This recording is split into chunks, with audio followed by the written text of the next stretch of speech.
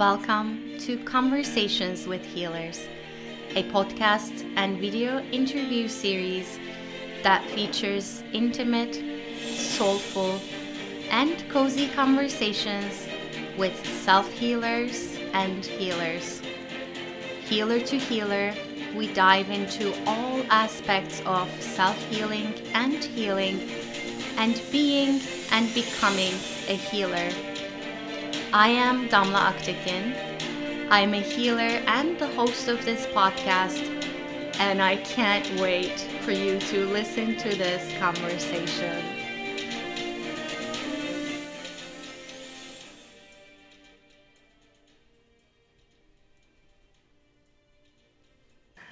Hi everyone, this is Damla with a drop of Om, and I'm excited to have Stacey Sargent here at Conversations with Healers. And we're gonna dive right in. How are you, Stacey? I'm good. It's so great to be here and have this conversation with you. Yes, and we were just talking about it's been a while since I saw you, but it's been sort of a pivotal time in your healing journey and in your life. So tell us more about what you do and what sort of brought you to what you do right now. So I've been teaching yoga for, I lose track, because I taught as part of my teacher training, so that year sort of. So it's been about 7 years that I've been teaching yoga on the Seacoast. Prior to that, I had been a stay-at-home mom for a number of years. And been going through kind of my own healing stuff. Had started meditating probably several years before I started practicing yoga. The yoga teaching found me fairly soon after I started practicing, and did a teacher training here on the Seacoast, and I've been teaching for about 7 years. But I love the healing part of yoga. I love asana, I love the physical practice, but for me, it's the breathing. It's the connecting to the essence of who we are and using yoga and breath to peel away the layers. I know you talk a lot about energetic wounds and all this stuff. And I was actually thinking when I was teaching this morning, probably in preparation, knowing that I was coming in having this conversation with you, because today I feel my essence. I feel that radiance, which I've touched on. So you start to meditate, you do yoga, and you have these moments. And in the beginning, it feels I think they're just moments. There's these glimpses of something so big and radiant and powerful, and it feels like love, and it feels like ease, and it feels like bliss, and all these joy, all these words we use to describe it. But then there's all this stuff that we've piled on top of it. So it's these practices that help us sort of peel away or melt away, or however we want to describe it, burn away these layers that we've put on top of the truth and essence of who we are. And excuse me. So meditation is definitely a big piece of it, but yoga was bringing me back home into my body, because I've always had, probably as most women, especially in our culture, a not very healthy relationship with my body. So the meditation was good in helping me to connect to that essence, but then to sort of bring it back into my body, to embody it. Yoga was such a huge piece of it. So I've loved teaching yoga, but it's more about helping people connect to the divine essence that's in them. In teaching at a studio, people are more looking for the physical, and they do like the mindfulness and the breathing and that piece of it, but it just hasn't felt like a place where I can fully show up and offer everything of who I am and who I am as a healer. Part of it's been owning that I'm a healer. When I was early on in my own healing journey, doing some of the chakra balancing and tuning forks with you, there was still this resistance to the fact that I am a healer, and people would say it to me, and I'd be like, well, yeah, I know that, but it was still sort of to own it and say it out loud. And I want to talk all about that, but I want to come back to what you sort of mentioned in the beginning. You said today I'm feeling my essence, and I can see you're feeling vibrant, and I started my day the opposite. I've been coming out of a sickness, feeling pretty heavy and just digested, have everything congested. And then this morning, I needed to do some of my own practice before you showed up, which I'm oh, okay. Because I feel it's important to know when we're in the middle of that struggle, And that happens to me all the time. Like, we feel like it's never going to end. Or that the general idea being it's never going to end, it's going to get worse. But there are things that may get you out of the water and get you to breathe again, like what you're mentioning. Sometimes it's yoga, sometimes it's meditation. Like this morning I used EFT, the acupressure tapping. So whatever it is for you, finding those practices. But back to your journey as a healer, you and I met and we did some, actually we met at a book club, right? We met at Erin's book club. By the lovely Erin. Yes. So, and then you came to me, we did some work. And in that work, I remember this idea of having your own healing place or yoga, whatever you want to call it. Yes. So the idea emerging. Tell us about that. Yes, you were doing the tuning forks on me, and one of the messages that came through, because I was still sort of struggling with what's mine to do and the finance piece of things, of like loving teaching yoga but just not making enough money, and not to get too deep into, but like the history with my ex-husband and the finances and all that stuff. And the message came through that I was going to open my own studio, and I was like, no way. I remember that very well. And it's so interesting because it is sort of like, and people keep saying like my studio, and I was like, but it's not a yoga studio, it's a heal. And so I'm still not really quite sure what to call it. It's a healing practice, but yoga is a piece of it, and I am doing chakra balancing classes and yoga stuff, but it doesn't feel like, it's not like a studio where like I have employees, or I mean I can fit 4 people probably comfortably in my space. So it's a small little intimate healing space, using the tools that I've learned along the way to help me on my path. But that message came through, and I guess it was maybe about 2 years. I've sort of lost track of time, like I said, but I think it's 2.5 years maybe. Yeah. And then like, was it this year or the beginning of last year that you started this? So it was just, I mean, it's very new. So I found this space back in the fall. So I think it's about 2 years, because I think it was in the spring that I worked with you. And I heard it, and I was like, yes. Yes. I know, and then I remember you reached out to me, and you kept, and it's like, and I had forgotten. So that thing is, because long enough passed, like that message came through, I sat with him like, well, I'm not ready. And I was like, okay. And then I sort of just put it aside and was like, okay, divine timing, like when I'm ready. Because I have learned along my path that when we're ready, the path unfolds in front of us. We still have to take the steps. Like we still have to move towards, say yes to it and move towards it and take the action steps. But it doesn't feel like effort. It's like, yes, there's action, but for me, there's a difference between action and effort. And at that point, when the message came through to you, I was like, it felt effortful. And I was like, and for me, it was sort of still like the shutting down of like, that feels way too overwhelming. I have no idea where I would even begin. I don't feel ready for this. But I think that was the beginning of opening up, that this was the next phase of my journey. And just because a message comes through doesn't mean that it's tomorrow. I love that. And I think there are 2 things that, the first thing being like, when I was in your field, the idea being like having your own space. But the words I could put to this was yoga studio. Because that's what I was doing at the time. That's what you were doing. But we have certain like physiological reactions to things, the constructs, and that wasn't necessarily what you were meant to do. But it was sort of picking out that idea, that possibility, and bringing it to your awareness. So then, tell me about so between that awareness. So it doesn't mean that you were going to open a yoga studio, which wasn't necessarily your path. Right. But being open to the possibility that something that's different than what you're doing now, right, to come into your field, your existence. So what was the journey then? Because I love how you mentioned the difference between it feeling like effortful versus it feeling, okay, this is the time, this is what I want to be doing. So what has that journey been like for you? Well, so it was probably, I think it was in the springtime that I did the work with you, and like I said, then I kind of just forgot about it. But then it was, I think, probably that summer, there had been a shift at the studio I teach at, and that summer I started to feel really sort of stagnant teaching yoga. So this will be about 2 years ago coming up this summer, and I was like, okay, there's like there's more for me, like there's something more, but I still didn't know. And still the idea of like having my own space, because I think part of it was a feeling of worthiness. Like I didn't feel worthy of like having my own space. Like, who am I?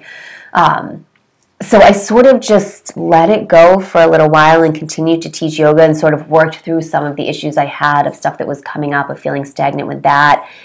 And then I guess, so it was probably about a year of sort of like nothing happening. And then I had the opportunity to teach at Float in Hampton, and then the possibility of opening a space there, because they were renting out spaces to like healers or practitioners.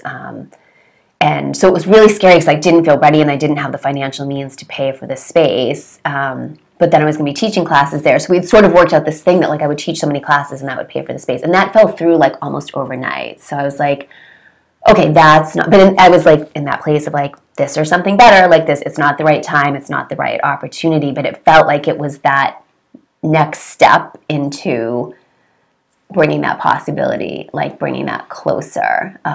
So there's been a lot of patience and sort of letting like working on myself to be ready, and then letting the universe, like not forcing it, letting the universe show me the steps. And back when that float thing happened, I was in a place of saying, I'm going to say yes to the opportunities. Like I'm going to learn to say yes. And if it doesn't work, trust that it's not that, but just start saying yes to the opportunities that present themselves instead of, because my definite pattern from most of my life was to hide, to stay small. So like standing in my truth, being seen, using my voice, like doing things like this is stepping outside my comfort zone, like being able to be seen and heard and witnessed.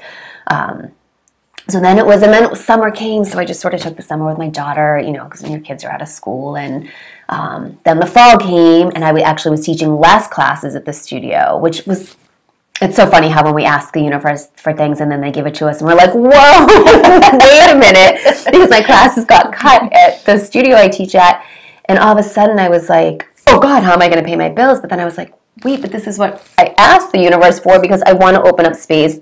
I want to create space in my life for something new to come in. And sometimes, I don't know if it always has to happen this way, but sometimes you have to like let go of something, create the space for the something new. So in that in-between time before the something new has come in, it can be a little bit scary. So there was a few months of that in the fall. My classes got cut. And I was like, okay, that means like it has to mean I'm closer, like it's coming. And I think it was probably about October that my girlfriend who does energy healing was moving into a new space in Greenland, where I am. She had had a small little healing practice in Portsmouth, and I helped her move. And it was so interesting because the day before she was moving in, I reached out to her and I texted her. I was like, do you need help tomorrow? And it was sort of like after I was like, why did I offer to spend my Saturday? Not that I don't love her and wouldn't want to help her, but it was just sort of one of those like, it just sort of came through, and I offered, and I was like, why would I offer to spend my Saturday? It's like, okay. But so I helped her move in, and as a gift for helping her to settle in, she did a free, like a energy clearing session on me. So, you know, when you have energy work done, like you feel like so like in the vortex, in the zone. So as we were leaving that day, we were walking down the stairs, and I turned and looked in the space that was which is now my space on the left. And it was one of those like thoughts that come in, like not a thought that you think. It was like, that's my space. And I was like, no, it's not. And like somebody else was supposed to be renting it at the time and all these things. And I was like, all right, universe, if this is really like the space I'm meant to have, like let it all unfold. And it took probably, I guess maybe like a month and a half, and there was all these little pieces. And there was a little bit of effort on my part of having to like reach out to my ex-husband for help, because it was like I didn't have the money to pay like the initial investment in that. But so I had to reach out and ask for help. So there's a few pieces that I had to do to kind of make it happen. But for the most part, it unfolded with ease. And so that was like in November that I said yes to the space. And then I moved in the end of January. There was some work that needed to be done. They were putting in new carpets in the wellness center. And I actually chose to have them painted, because even though it was a really pretty sage green, I felt more like the blues, like the water, like that's definitely much more my, like, I much more vibe with the water than the earth, like tones. So, you know, they had to paint it and all this stuff. And so I moved in the end of January. So I've been in there, March? So I've been in there for almost 2 months. So now it's a little scary, because now it's like, okay. And I sort of had this thing like, okay, I'm going to rent this space, but I don't have a healing practice yet. Like, I've just been teaching yoga. Like, I do energy work and I do meditation, I do all these other things, but I haven't really had the opportunity to bring all that together and to work with people in that way, but there was always sort of too, like, I didn't have the space to do it in either. So I was sort of in that stuck space for a little time. So now I had the space. It was sort of like, okay, build it and they will come. So now I'm in there and I've created the space. And momentum is definitely building, but it's like digging a little bit deeper with my trust of trusting that, you know, you don't open your doors and necessarily have a flow of like clients and stuff coming in. But it's been really fun to have an opportunity to just have a space that's mine, where I can fully show up as me and not have to please anybody else. And I'm a people pleaser by nature. So even teaching yoga, there's sort of this thing of like answering, because it's when it's somebody, no matter what, if it's somebody else's business, like you're sort of following somebody else's rules. And not that there's anything wrong with those rules, but like to really break out of your shell and like be fully authentically you without apology. It's nice to be able to create. And I think that's what I wanted, to be able to create something that was just mine, that I could be me and share what I want to share, and then trust that the people that are going to resonate with that are going to find me. So that's sort of where I'm at right now, is hoping. And I've had people, like, I've done one private session, and that was like, because that's what I really love doing, is working one-on-one intimately with people, being able to have conversations and connect with them and find out what's going on, and then sort of just tuning in and using the yoga and the breath work. So it's mostly like yoga and breath work and energy work combined. I've also been incorporating essential oils just because I'm finding them so lovely. As soon as you walk in, she smells right, I have my essential. I know now that I'm using them, I have them on all the time, and they just smell so good. And they help ground me, and they help me feel more connected. And I think they do, like, our sense of smell definitely can shift the patterns in our brain and everything. I love all of it. I love that. I feel like what you've been telling us about this whole, it's I love the piece about trusting.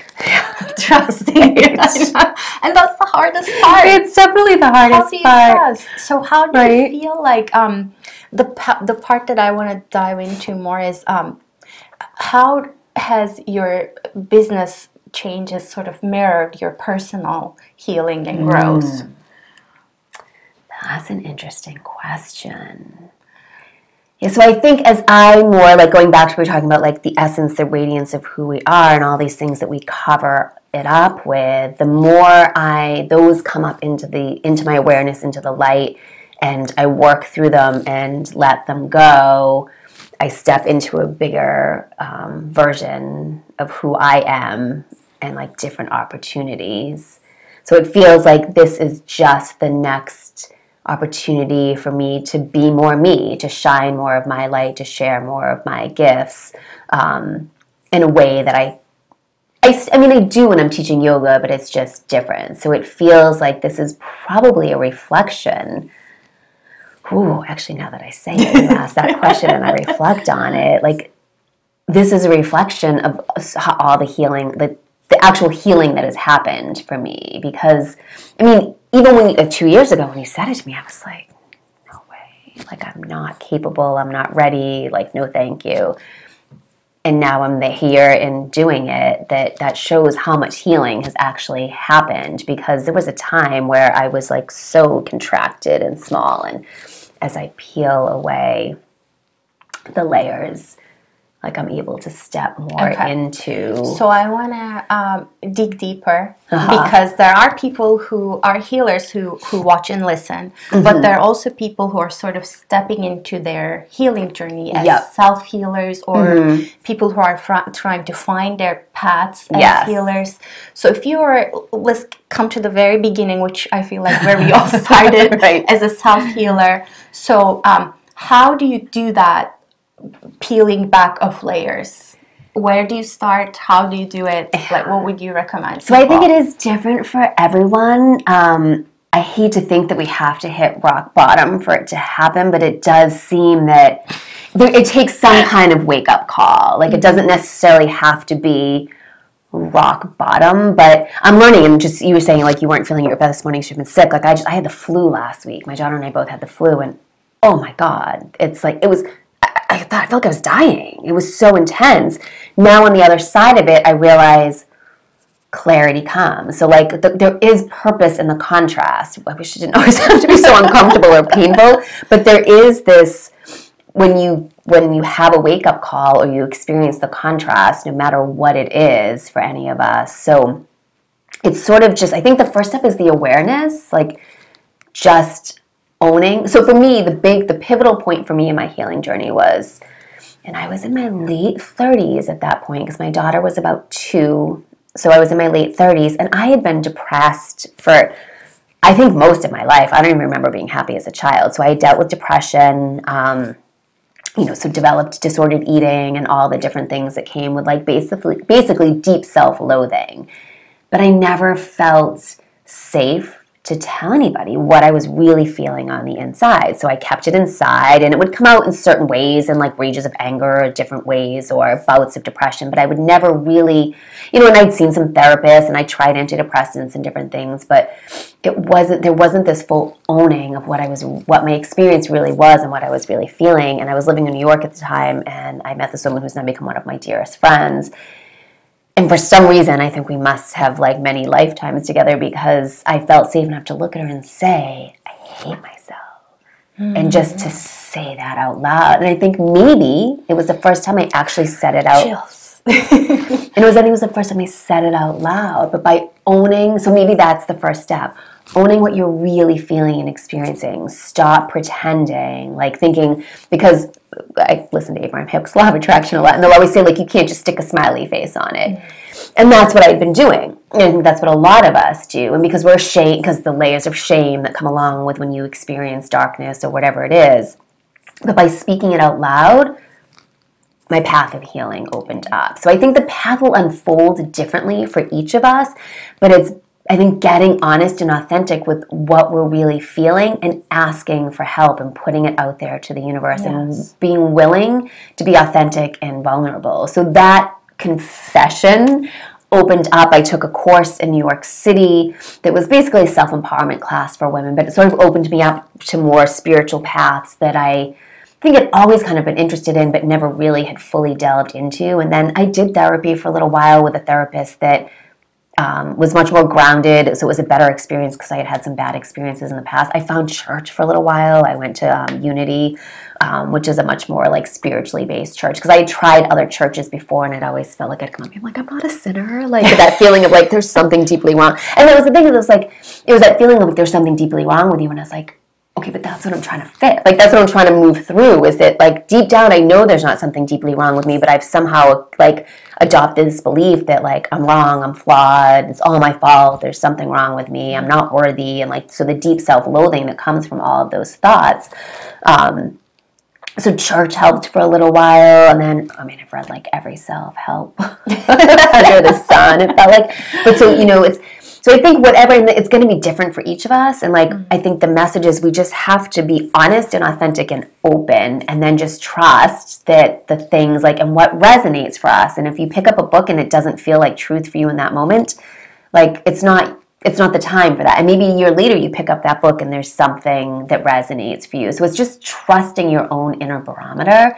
And that was part of my hope with opening Inner Presence Healing, Inner Present, like helping people connect to their own inner being, to their own authentic intuitive wisdom, because I don't have your answers. Like, we may be able to tune in and help each other, like you gave me that guidance, but like you said, it was just sort of this possibility that was out there in the field. Ultimately, it's coming from you. Right. It's like you. So we as healers can learn to tap into other people's fields and pick up and help them tune in.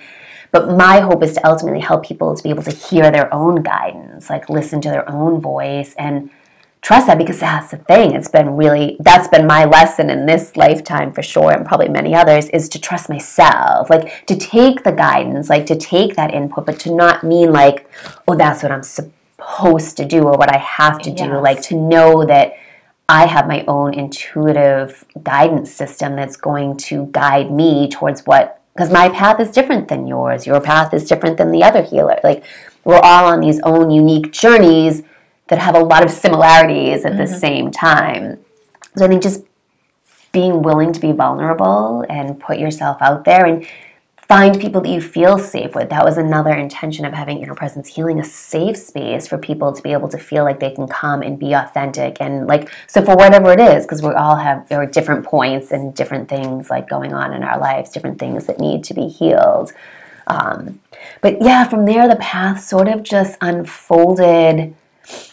You know, in the beginning, I was like white knuckling it because like the faith and the trust, I got faith tattooed on my ankle, like fairly on in my journey to remind me like to keep trusting. And here you are. Yeah, and so it's sort of just, that was about, let's see, Audrey was 2, she's now 14, so it was about 12 years ago. And then I started to learn how to meditate and different things, EFT tapping, you know, so all these different tools in Reiki and other energy work. And yoga was sort of the pivotal piece for me, though. Like there was something really powerful and actually interesting. The whole yoga thing, when I took that first class in New York after I'd said to that friend of mine that I hated myself and I took that class in New York, one of the things that came up in that class was we had to, I don't know if it was like we were projecting 5 years out, like what we saw our life looking like. And I put yoga teacher. I wasn't even practicing yoga. Like I had never even thought about it. So I wasn't really sure where it was coming from. And at the time my daughter was 2. We were living in New York City. I was miserable. My marriage was falling, not even falling apart. It was never really together to begin with. But my life was a mess. And here I have this, you know, little 2-year-old girl that like needs me. And I was like, all right, it's time. Like I got to fix myself because I need to be, sadly, I guess maybe I never felt like enough, but it's like then you have this child that feels like, okay, like now here's a deeper catalyst to do the work. But so I remember writing it down, but sort of this similar to what when you brought that up, like, okay, but then like you just sort of, yeah, like you just put it aside. And then, so it is really cool to see how, if you don't force it and trust the divine timing of the universe, that when you're ready, so just keep doing the work to get ready. That's probably another thing I would, like, just keep doing the next step, like the next right It's thing. really uncomfortable, though. I can, yes, it is. And we see you and we send so much compassion to everyone who is self-healing. Because it's the hardest part, I think, is to be patient and to trust and to be gentle with yourself. Like sometimes we are going to force and like to be willing to like always be willing to take a step back and go inward and like reassess. But the yoga teacher training, like the yoga teaching found me. It was probably 5 years after I wrote it down in that class. And then during the midst of that class, I decided, I'm like, okay, I'm ready to start my healing journey. I knew I had to leave my marriage because I wasn't in a stable, happy marriage, and I knew I had a lot of inner work to do, and there was no way I was going to be able to do it and navigate like the minefield that was. So I made the choice to get separated. We moved back here to New Hampshire, and that was sort of the beginning. But it wasn't a straight and narrow path by any stretch of the imagination.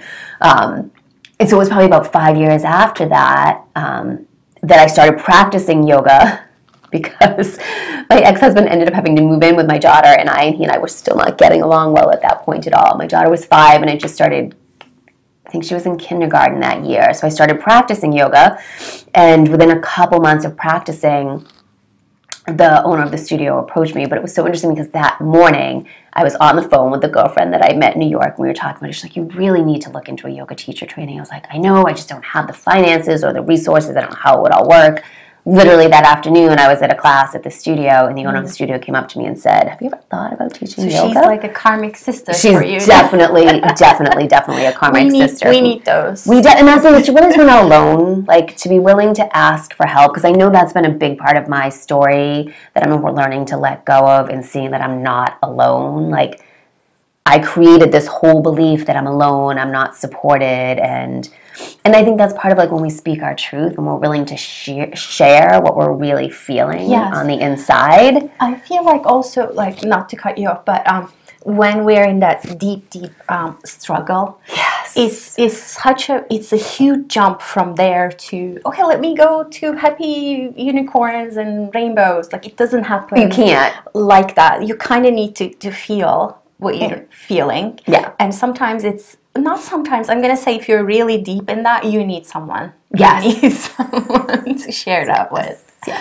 And I think no matter where we are in our journey along the vibrational scale, like we need someone. But definitely when you're in the throes of that, like deep place, that, you know, being willing to be vulnerable and ask for help. But it's scary because you feel so raw that it doesn't feel safe to be able to be witnessed and seen. My new mantra lately is, because it feels like as I'm shifting into this new version of myself, which I think is much more in alignment with the truth of the essence, the radiance of who I really am, letting go of all the old, probably not all the old wounds and baggage, because I think there's probably still some layers there, but like the more layers that I peel away,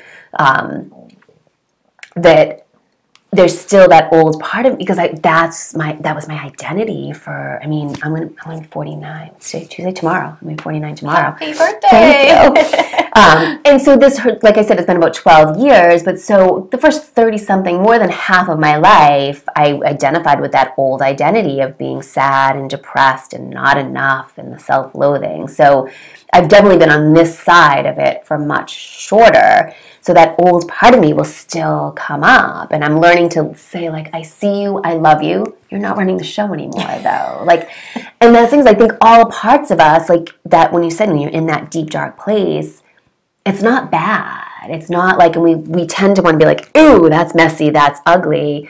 But to be willing to see it all and love it all and embrace it all, to be in that space and to fully feel it. And going back to Abraham Hicks, you can't, like you said, you can't, because you can't get to rainbow, because the law of attraction won't let you. If you're down here, like, so it's how do we move up the vibrational scale? Like, so how do we get from like I just experienced it yesterday, and I texted my girlfriend, I was like, wow, I'm like, rage does feel so much better than despair.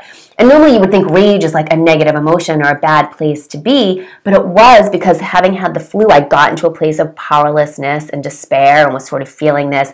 And yesterday there was just this like a frustration and like rage, but I just like embraced it and felt it. And now, and it's like, oh, like today you feel it open up. So you have to be willing to feel each feeling and feel each part of it and able to get up to that place, because you can't fake it. Like if you're not truly there's a difference between, and you can feel it in people's vibrational fields when they say they're happy and they're pretending, because you know they're pretending. Like you can feel, or when someone truly is radiant and joyful, you feel it when. So it's like being willing to be okay without judgment. That's been a big piece for me of learning to let go of the layers of judgment of, so when I feel the sadness, I'll get in the shower and I'll sob, and really let myself feel the emotions, feel the fear, I watch feel the Queer anger. Eye, and I'm like rolling, and I'm tapping at the same time, like a crazy person. Well, so it's using our tools, and that thing is using the things that are going to help us to like tap into those emotions and feel them and move them, because emotions are just energy. And energy, if we don't feel them, energy gets stuck. And so it will be different for everyone. I tend to be more of a crier. So like for me, there's a lot of crying involved in moving energy. But being out in nature is helpful for me. So it's finding the things that really feel like resonant for you. And then just ask the universe for help, and then trust the people that show up. You showed up in my path at that book group, and then I ended up doing the tuning fork with you. And it was so cool when you reached out to me and congratulated me on the space. I was like, oh my God. I'm like, that's right. I'm like, I'd sort of forgotten. And that's the thing. So sometimes we can get these messages and things, and then we sort of like forget, and then the path. But this was similar to the yoga teacher training thing of the space found me. And I could have very easily said no, because I didn't quite feel ready, and there was all these moving pieces. And I'm still sort of sitting in the space of like, did I make a mistake? Like, am I going to be able to make this work? Because anytime you start something new and, just having to trust, like you said, the trust can be the hardest part.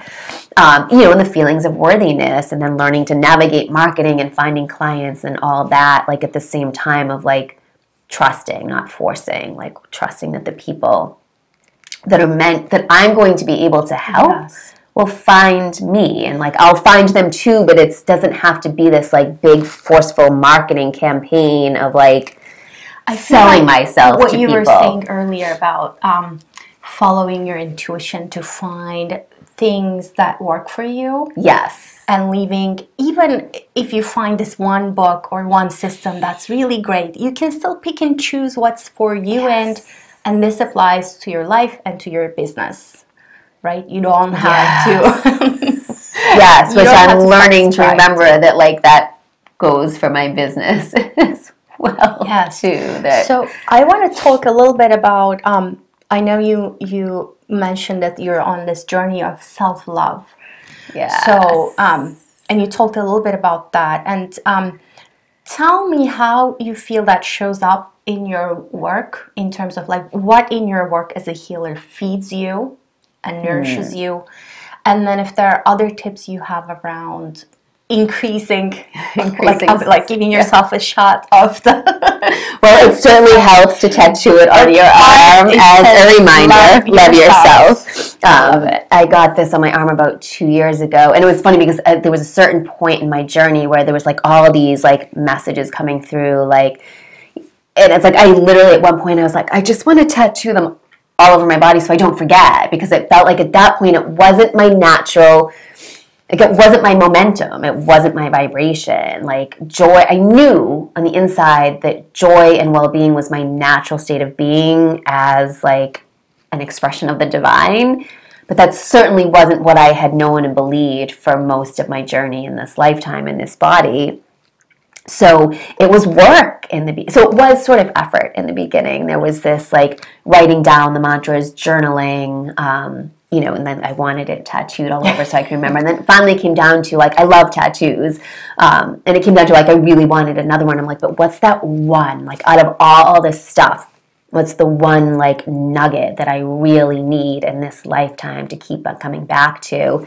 And it was love yourself. So I'm like, okay, I'm going to have that one. And I liked the lotus flower because it was pretty. But it was sort of that symbolism, too, of, like, no mud, no lotus. Like, that it sometimes does take the dark night of the soul, the darkness, like the ick for us, the contrast for us to bloom. That, like, so to not judge when we feel the icky, messy, kind of raw stuff, that there's a purpose to that, because it can feel really uncomfortable and scary and yucky. And those things, when you're in those spaces, you do need help, because you can't, like, because you're in it.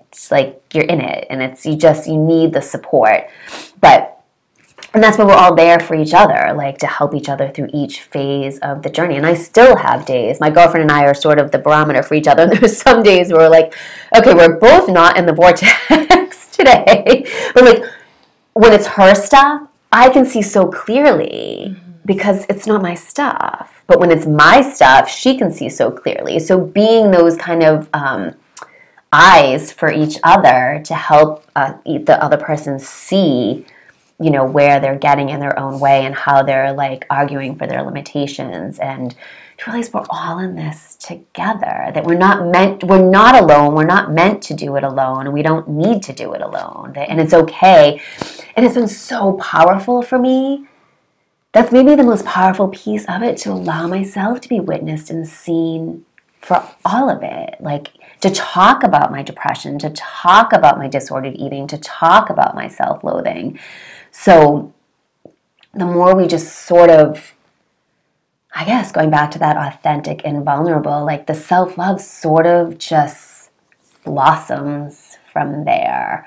I mean, I don't know, it's been such a journey of, I tap a lot to, like, no matter what I'm feeling, I deeply and completely love and accept all myself. And the thing is, sometimes when I'm saying, I'm like, it's right. Like, calling BS, like, no, you don't. But you start to realize, lately I've been saying there's a huge difference between knowing something and embodying something. And so for a while I've known that I am the divine embodied, like, all these things that I've learned and opened up to over my years of healing. But embodying, it's a whole different story. And that's where the real kind of work comes in. And that's where, like, having other healers to reach out to and using the tools to help us really sink into that. But I think when you have those moments, those glimpses of feeling your essence, feeling your heart, it's love. I remind myself of that because sometimes when I'm stuck in the fear and the darkness, I'm like, and I sometimes have fear of connecting, like opening up to my gifts. And I remind myself, like, anytime I've ever had like a spiritual experience, a mystical experience, whatever you want to describe it as, it's always been profound, like bring you to your knees, love. like love that like you can't even begin to describe. So I try to remind myself when I feel the fear, like it's not scary, like the other side of it isn't scary. Like, you know, did you read, because your daughter's still pretty young. How old is she now? She's 6. 6. So the Going on a Bear Hunt, did you guys ever read that book? No. When she was, oh my God, one of my favorite books. And there was a period during my spiritual healing journey that I was like, this is the only book you ever need. Just go buy Going on a Bear Hunt. But it's this cute, and it's really fun to read, and it's this cute little story, but it's like they're going on a bear hunt. And they're like, we're going on a bear hunt. And I can't remember now because my daughter's 14, so it's been a while since I've read it. But it's like they come up to these obstacles. So it's like the first one's like grass, and they're like, uh-oh, grass, tall, swishy grass. Can't go over it, can't go under it. We've got to go through it. And that to me is like you can't, like when you come up against your wounds, you can't, like we can distract and avoid, but like the only way to really heal stuff is to move through it, to feel it. And so whatever it is for you, getting in the shower, crying, going down to the beach, going out into the, I used to have these visions. It never happened because getting to a mountain high enough or far away from everybody really just didn't happen. But I was like, could you see myself standing on a mountain, like screaming at the top of my lungs, just like moving that energy. So if it's in your car somewhere, like scream, but whatever it is that helps you move the energy.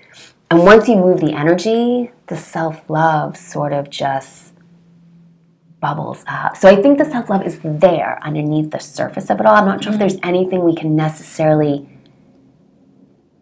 do. We have to like peel away the stuff that's covering it up. And once you let go of that, that's not the truth and essence of who you are, the self-love is sort of just a natural state of being. Because anything else we do to try to love ourselves doesn't necessarily work if we are not like moving through the deeper whatever. You gotta accept where you are and then start from there. Yeah. And then how does love show up in your work? So that's an interesting question. Well, so I think as I just see that I know that the essence, like the fabric, very fabric of the universe is love. Like I've come to deeply know that. And I think the more I learn to embody that, it shows up in my work because I'm holding the space and intention of embodying love and setting the intention of seeing everyone I'm working with as the essence of who they really are. It's actually interesting. I was talking to another friend of mine who's a healer. And last week, when it turns out I had the flu, so that was why my body was feeling. But like I tend to, if something doesn't feel well in my body, I can spiral into fear of like, what's wrong with me? What's happening? How do I heal this? And so resistance comes in. And so I was asked her, I was like, can you just tune into my field? Like, do you feel like there's anything like seriously physically wrong with me? Or is it just, you know, the resistance and the fear? She's like, I really don't. She's like, but honestly, she's like, the more I do this work, the less that I see things that are wrong with people, because it's like my focus is just on their wholeness and on the truth of who they are. And I think there's so much beauty and truth in that when we just hold that essence of love as the truth of who someone is, like, and not to say we don't help them through but if we can hold that vision of this is your truth, all this other stuff you're dealing with is just experiences you're having, but underneath all of that, the truth of who you are, the essence of who you are is pure love. So I'd say that's sort of like, it's sort of the foundation. I guess maybe that's the roundabout after I talk it through. Like, love is the essence of everything. Like, so knowing that, bringing that into my healing practice, that knowing of love is the most. Did you watch Frozen with your daughter? Yeah. So my daughter laughed at me. It was a few years ago, so she was still sort of young, but she laughed at me because I'm a crier. But at the end scene where Elsa, like, you know, got her hand, however it is, and she's like, love. She's crying and her sister's frozen, and all of a sudden, and I literally, like this, and I'm getting it right now, I viscerally felt it move through me. Mm-hmm. She was like, and I say love heals, but she's like, love does. Because she's frozen the whole kingdom. Because it's such a, like, we're all like Elsa. We're the divine embodied, but we're afraid of our power. So our fear blocks it. So she had magic. Let it go. Right? So you've got to let it go. You've got to let go of caring what anybody else thinks. But so she freezes the whole kingdom and she doesn't know what to do. She's like, but I can't. And Anna's like, yes, you can fix this. And she's like, I can't. And so it's at the very end when she realizes, oh, her fear was blocking her. And she was like, love. And I still get chills every time I say this. Love thaws, love heals. Like, that's how powerful love is. Like, when you connect to that true essence of unconditional divine love, that's what will heal all of your wounds, like all of it. So I guess, like, love really is the essence of everything that I do. Like, so there's different tools, meditation and yoga and breath work and essential oils and EFT tapping and all of those things. But really, the foundation and essence of all of that is love. I used to say in the Yoga Sutras, the second sutra is, yoga is a cessation of the fluctuations of the mind. And in the translation that I have, it goes on to say, for the keen student, this is the only sutra you need. And then there's like, I don't even know how many other sutras. Because we have all these layers. We need these tools and these practices. But if we just realized that love is our essence, we wouldn't necessarily need the tools and the practices. But we don't go from here to here. So these tools and practices and the sutras and the EFT tapping or whatever it is are powerful and useful and helpful. But if we just keep coming back to remembering. So in my darkest moments when none of the tools are working, I don't know if you've been there when you're like, I have all these tools and I'm trying and I'm tapping every part of my body and I still feel like to just stop and breathe and come back to remembering the essence of who I am is love, and love is what heals. And then I remember Elsa and I was like, remember Elsa, like, it's love. And she has that and it literally like moves through her and the kingdom starts to melt. And then she realizes that she doesn't have to be afraid of her power. And then she's able to freeze things, like she's able to use her powers because she's no longer afraid of them. So when we peel back those layers of fear that we have around, I think we all pick up different stories and, wounds and stuff along our journey as a soul. And so that's a really long answer to like love is just perfect. The essence. Like, that's how it comes into my healing practice, that love is the essence of everything. And that's really, as corny and cliche as it might sound, love is what heals. So learning to see the people that I work with through the eyes of source, through the eyes of love, and I think it's pretty powerful to be able to be seen and witnessed to in that way. And I think as healers, when we do our own work, to just show up a lot of times, to just show up and to be willing to be that channel and space and conduit for the love and light to flow through. Sometimes it's just that presence. Like, I'm sure you've experienced it. And like when people are in the presence of you, when you're in that space helping people to heal, like just your presence like puts them in this space of, and because like resonates. So when you're around somebody who's vibrating in the essence of who they are, and you're, as the healer, holding that. So maybe that's our most powerful thing as healers, is to just remember to hold that vibration of love. And that's what, and then maybe just get the heck out of the way. Yes. We complicate it sometimes, I think. If we can just hold that space of love and just know that that's the truth of everyone. And that, it will rise to that. I loved all of it. But the piece about, I feel like when you're talking about the tools also evolve and change with you. You get attracted to new things, or you are inspired to drop or change a few things. So being open to that as well in your journey. Yeah. But this has been so sensational. Thank you so much for being so honest and open about your journey. Honestly, I mean, you shared a lot of the challenges of self-healing and stepping into a bigger role in your as a healer. So I appreciate all of that. Thank you. And I want to say to everyone that you generously offered a 30-minute distance healing session. Yes. Or actually, if they're local, it doesn't have to be distance. But I wanted to make it accessible, that if you're not local, that don't feel like you're limited. But if you're local, you're welcome to join me in my space too. So we're going to, from the time that we publish this, we're going to give it, and I'll tell you exactly how many days, I don't know yet. But we'll have a survey for you to fill out to get entered to win this one session. And then together with that, I'm going to ask everyone to share this, because this is powerful. Yes. The more we share, the more, and I think that's things, the more we share, the more we give others permission to share, and the less alone we feel. Because I know that was the biggest piece for me that held me back. I felt so alone.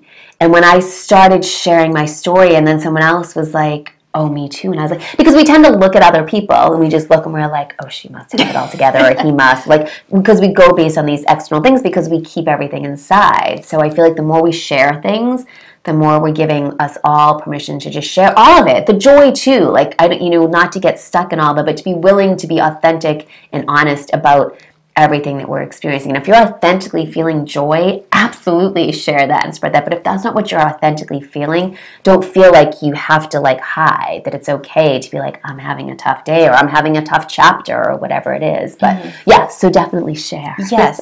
So tell everyone about how to, and I'll add that in the links as well, but how do we find you? How do we get to experience more of your beautiful work? So tell us about that. So I'm located in Greenland, New Hampshire. It's Inner Presence Healing. I have an Instagram page, although I've been taking it's very interesting navigating the whole using social media, because I have sort of a love-hate relationship with social media, and I feel like I want to take social media fast, but then I'm like, I have a business that I'm trying to promote and get clients, so I'm like, I can't. So I sort of ebb and flow a little bit. For some reason, I think maybe just my generation, like, and I've been on Facebook longer, I tend to use, but also Facebook feels like it has more tools I'm able to use. So I'm on Facebook and Instagram. You won't necessarily always find as much on Instagram, but if you go to Inner Presence Healing on Facebook, it lists all my classes. I have different events every week right now. I do a chakra balancing class on Wednesday nights. I do individual healing sessions. I think I'm coming on Friday. Yes, I'm doing essential oil. Yes, I'm doing an essential oil. So, yeah, so we're doing some essential oil classes. I have this other fabulous healer on the Seacoast. I don't know if you're familiar with Travis Preston, who does drumming journey work. He did an event last month. He's doing an event this Thursday. But so everything is always on the Facebook page. That's the best way. Find me on Facebook. My contact information is there. My office space is in Greenland, New Hampshire at Gentle Currents Wellness Center. I'm also going to be at a wellness fair this Sunday, sharing stuff about inner presence healing. But Facebook is probably the best place to go to find, and then reach out to me through there if you're interested in connecting in any way. Thank you everyone so much for watching or listening.